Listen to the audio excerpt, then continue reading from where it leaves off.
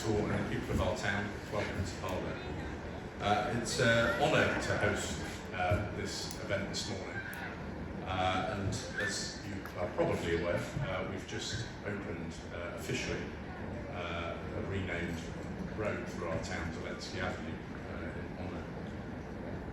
When the first news reached our radios and televisions that we could see Putin's battalion tactical groups, well over 100 of them, gathering on the border, and the evidence was overwhelming that an illegal and barbaric invasion was imminent, people spoke of fear, but above all else, puzzlement. Puzzlement as to why a freedom-loving, tolerant, progressive nation was to be invaded by a brutal war criminal. But in that moment, in the darkest of days, the brightest courage shone. There were some who believed the Kremlin propaganda that Russian armour would be like an irresistible force, going like a knife through butter, and that Kiev would fall within days.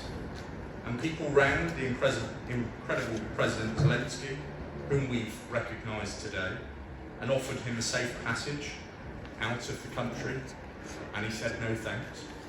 And that the Ukrainian parliament would have to be reformed outside Ukraine, maybe in Poland or even in London, but it was refused. And today, the Ukrainian people have proved those doubters completely wrong. Every one of those military experts that said Ukraine would fall. Your farmers kidnapped Russian tanks with their tractors. Your pensioners told Russian soldiers to hop on, as we would say, perhaps with some slightly more colourful language. Even in the parts of Ukraine that were temporarily captured, your populations turned out to protest day after day. And though your soldiers have been at times outnumbered, 3 to 1 in some cases, they fought with energy and courage of lions. They've been beaten back from Kiev, and I am confident that Ukraine will win. A town that was built in the post-war spirit. We have opened our hearts. We have welcomed over 70 Ukrainians to Harlow in 43 homes. We set up a Ukrainian hub that ran for 9 months, in which I'm grateful that we have friends from the Water Gardens and HGS who worked in that hub, as well as council staff. And we saw over 1,000 boxes of donations sent to Ukraine. And today we have renamed a road in our town as a lasting legacy to the bravery and courage that the people of Ukraine have shown. Harlow stands with Ukraine. The United Kingdom stands with Ukraine. Slava Ukraini, and I will hand over now to our Member of Parliament. For another day. But I just wanted to tell you why I'm here today and why we've done this.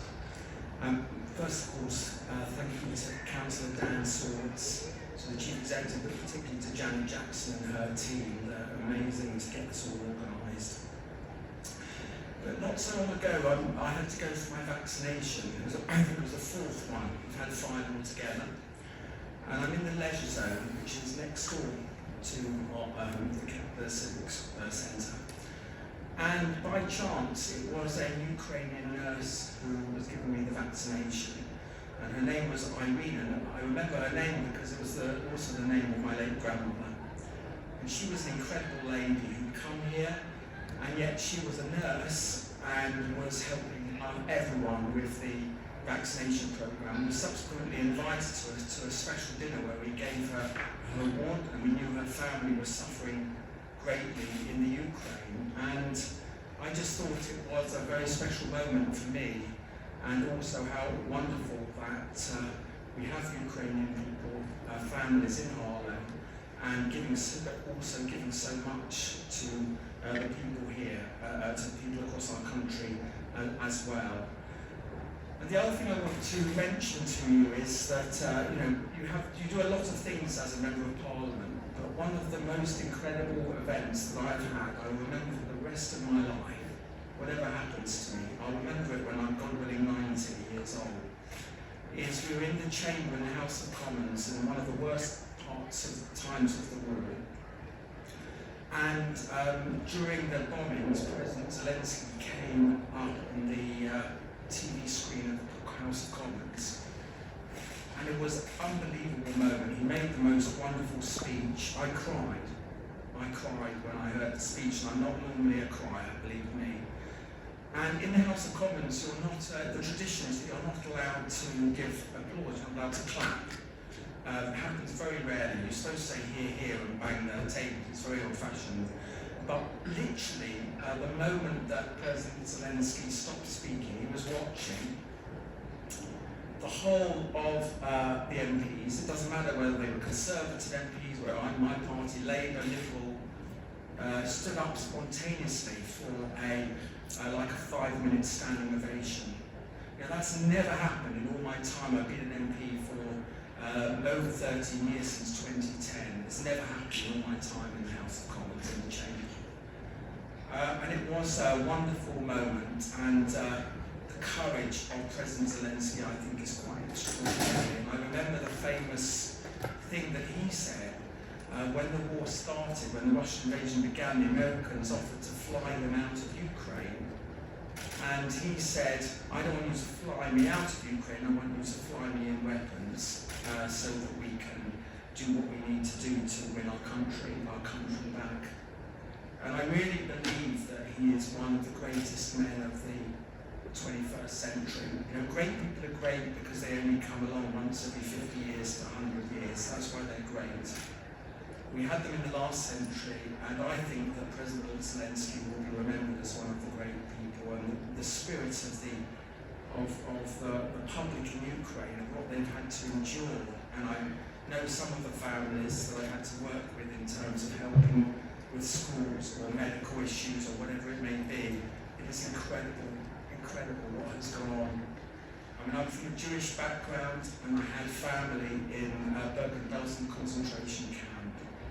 And what you are facing a war that is very similar.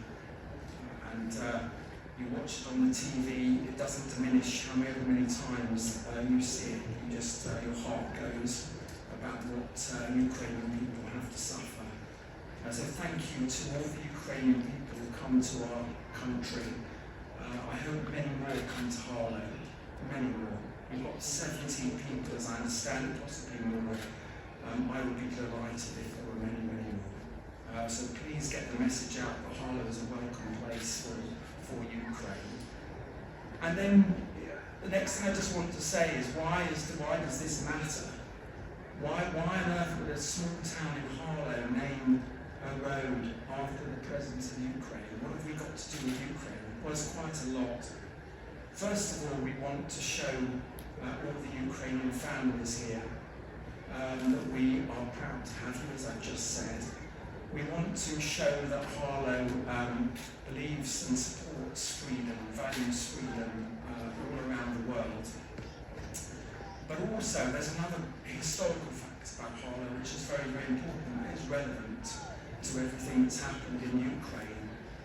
And that is that after the Second World War, or during the Second World War, East London was particularly badly bombed by the Nazis, bombed to smithereens, and the residents had nowhere to go. So the government that got elected after the Second World War was finished, along with subsequent governments, did something which was pretty unique at the time. It was called the beginning of what was called the New Town Movement. So Harlow, our wonderful, beautiful town, with all the green that we have, all the town park and everything, was built specifically for homes for people who had had their homes bombed after the Second World War. That is the history of Harlow. It's the history of the new town, the history of the new town movement. And I think that's why, to those who say, why have we named Zelenskyy Avenue? Zelenskyy Avenue, changed the name of the road, it's because of that. Because we hope that after this war is over, that when you have vanquished the Russians, which you will do, by the way, and I'm proud that in Britain we've spent, given over £4.5 billion in military weapons and humanitarian support, and I know there'll be more to come. but Harlow was a sanctuary, was a place of aspiration, of achievement, of opportunity, of community, of solidarity for the people who had no homes after the Second World War. That's how it all started. That's how. And what will happen in Ukraine is that you will have beautiful new towns that are built all over your country. And you will have your own, I suspect, your own new town movement. You'll be rebuilding the old, but also building the new. And I think when you do that, and you look at towns like Harlow, I think that it will be a very special memory. And I hope very much, we used to have something where we twinned with other towns around the world. It's called twinning. Lots of councils used to do it. I hope very much that Harlow is able, once the war is over, to twin with a new town in Ukraine. Obviously that's up to the council to decide, but that would be my dream, that we would twin and have visits and exchange and everything. And if I just quote what Nye Bevan said when he built the new town, he said, we have the possibility to draw from all different sections of the community. He said that in the debate in the House of Commons when there was the plans for the new town. We have the possibility to draw from all different sections of the community, which in turn leads to the enrichment of all of the citizens.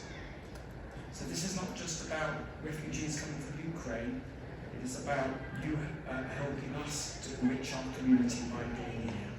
We are enriched by the people of Ukraine. And I'm very proud of the people of Harlow, the leader of the council was just mentioned, who've been so supportive of this, with the hub, with the food banks, and much more besides.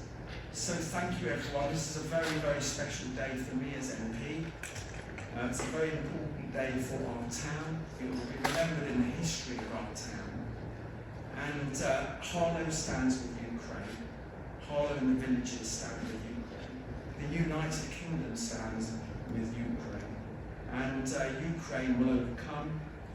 And as President Zelenskyy said himself in Westminster Hall when he spoke to us, freedom will win. Slava Ukraine.